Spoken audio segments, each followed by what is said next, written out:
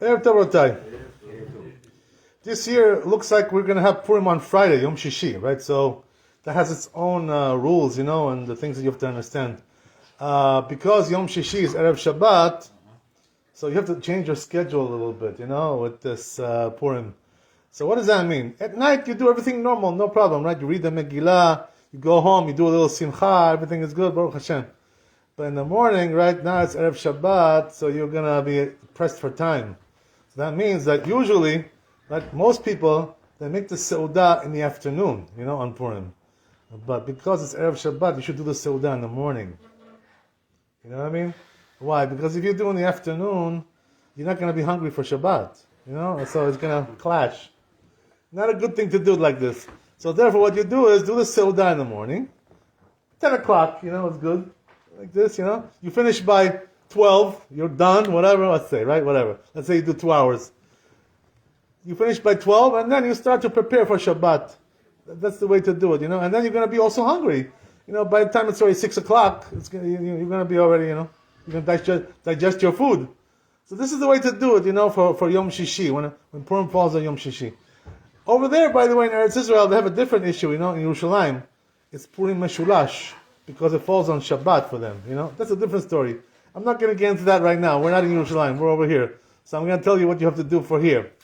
So anyway, right, as we said, all the mitzvot, have to be done in the daytime. So what does that mean? If you do Seudah and Purim night, Yatzai Dechovah? No. That's, if you do Seudah at night, no Yatzai Dechovah. You have to do the Seudah in the daytime. This is yeah. But second day is Shabbat. Is right. Purim, so it continues, holidays continues to the second day for us. Okay, so that's okay. Well, I'm going to tell you. The truth is that we don't. It's not like both days are Purim. The Shushan Purim is only for the people who are living in Yerushalayim.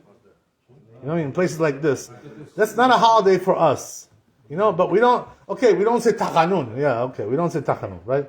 But it's not really a holiday. We're not saying Ala Nisim, and we're not doing a special Seudah for Purim on Shushan Purim. We don't do that. That's not a holiday for us. You go, whatever. If it wasn't Shabbat, you would go to work. You're not gonna. What are you gonna do? I thought you do Shushan Purim in the Galut, outside of Yerushalayim. No, we don't do Shushan Purim in Galut. In most places, we don't do, unless you live in, where, right? In Iran, where it was over there, right? Shushan Abirah. I think that the city over there now today is Hamadan. The Shushan Abirah is called Hamadan now.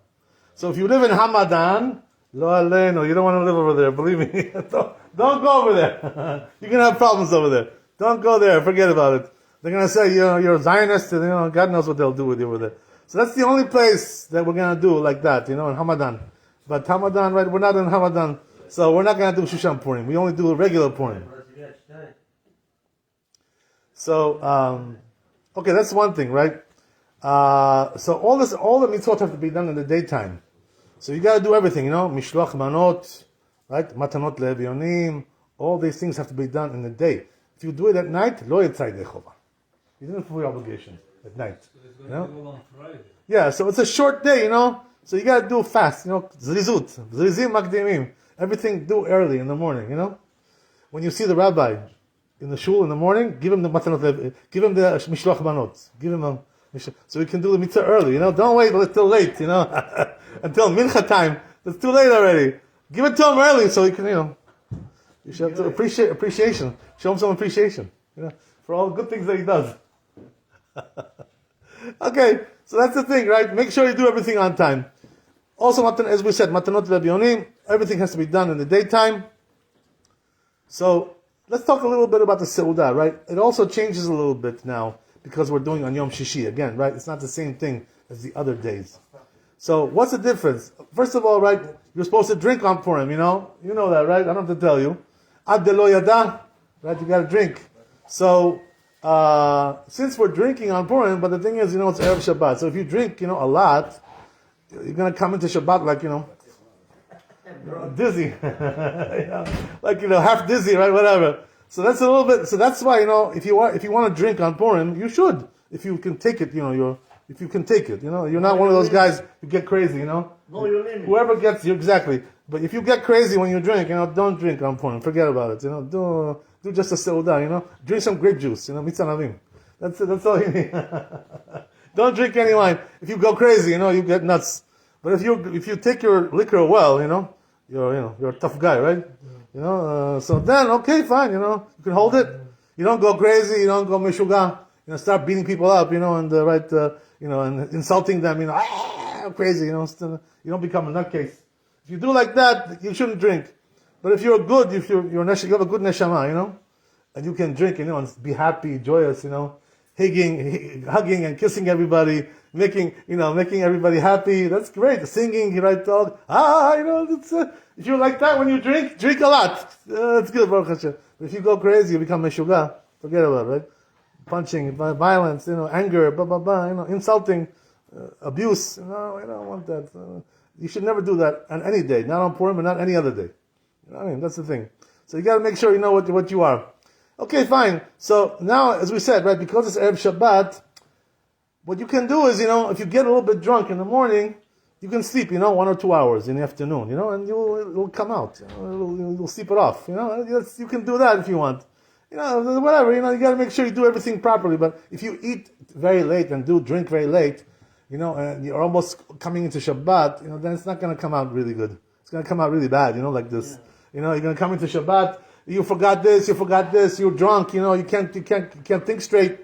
You don't want that, right? Doesn't come into Shabbat nice like that.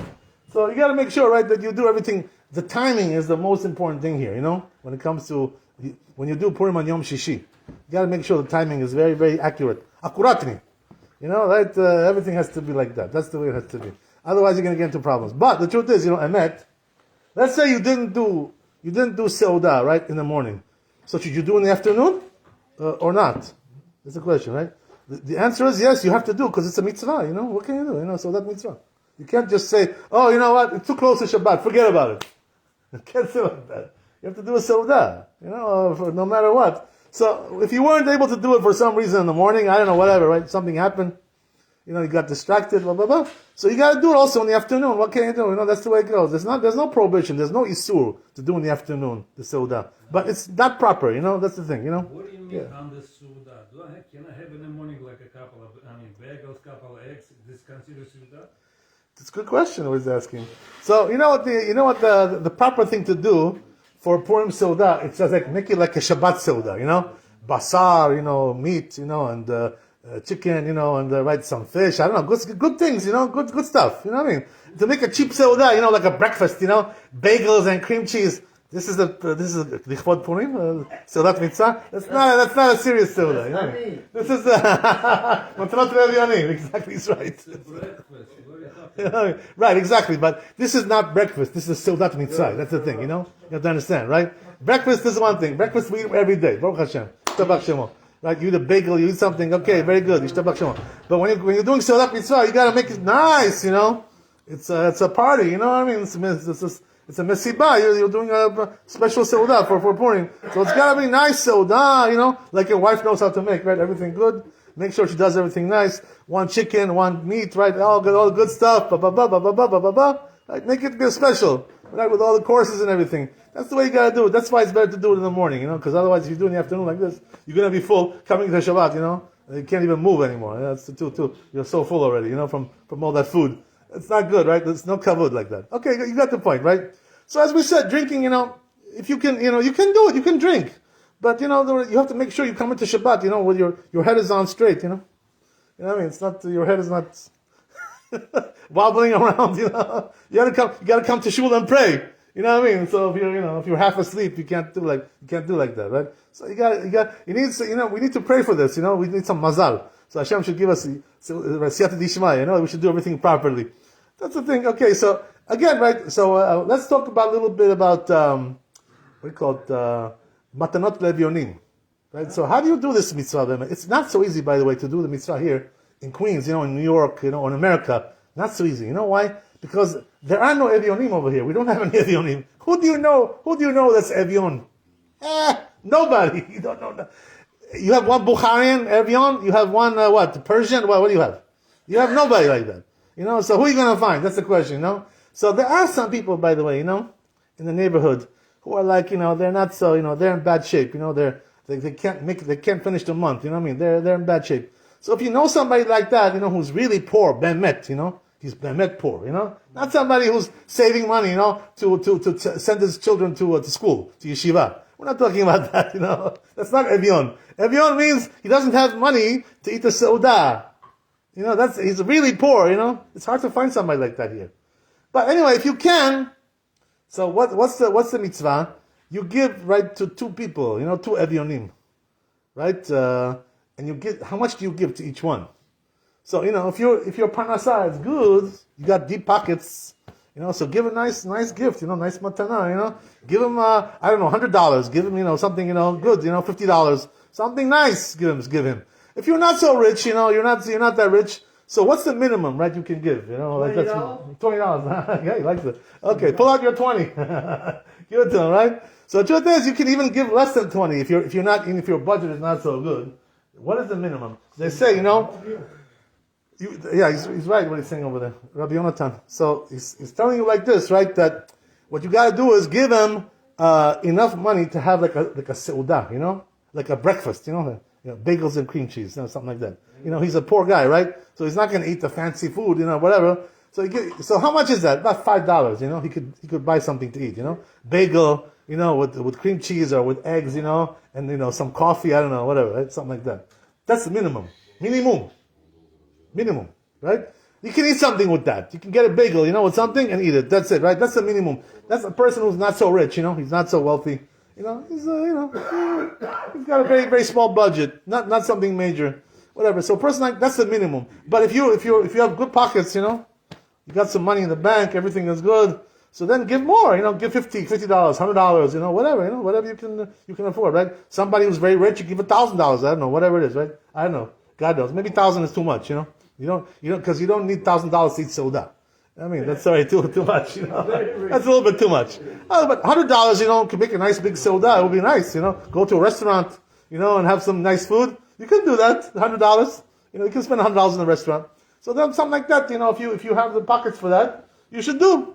That's the thing. Okay, so that's the thing.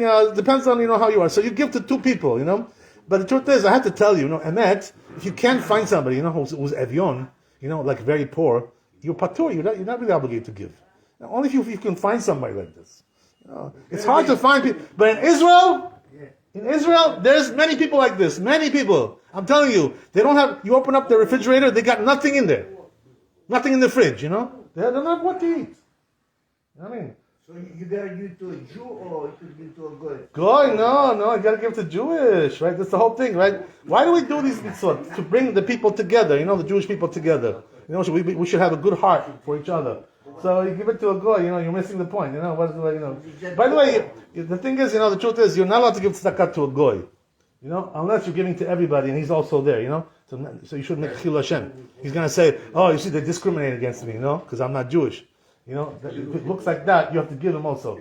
But if it just stam, you see a goy, you're not supposed to give him tzedakah. You're not supposed to do that. You have to give tzedakah to Jewish people. The interesting thing, by the way, I tell you, something interesting. What if there are sometimes, a goy wants to give tzedakah to a Jew, right? This happens a lot. They see, right, some yeshiva or some bet knesset, and the goy wants to give truma, to the Jews, for bet knesset, for yeshiva. Are you allowed to take from the goy, the tzedakah? The truth is, what did you say? No. He's right. Okay, so let me explain to you how that works. You give him the goy power to the nation. Power. There you go. You give power. You want to give him power? He gives you money. Spiritual power. It's not So the thing is, that emet, right? When a goy donates money to the Jews, you know what you do? You can take the money, but you have to give that money to the goyim, not to the Jews. You know what I mean? In other words, if you don't want to send it back to him, he's going to get offended. You know what I mean? You sent me back my money. He's going to get mad at you like that. It's not nice. It doesn't look nice. I'm not going to take your money. So what you do is, save that money, and if you see a goy, who needs that money, somebody poor, give it to him, because the rule is like this, from the Jews, tzedakah is supposed to go to the Jews. From the goyim, the tzedakah is supposed to the goyim. Wherever it came from, it's supposed to finish there. That's the thing, That's the way it's got to be. When we have dinner with Yeah. Goyim also used to bring sacrifices. Right. Oh, he's right. He's right. Boris is right. And Oh. Parashat Truma says, Okay. Moshe Hashem tells to Moshe, Right.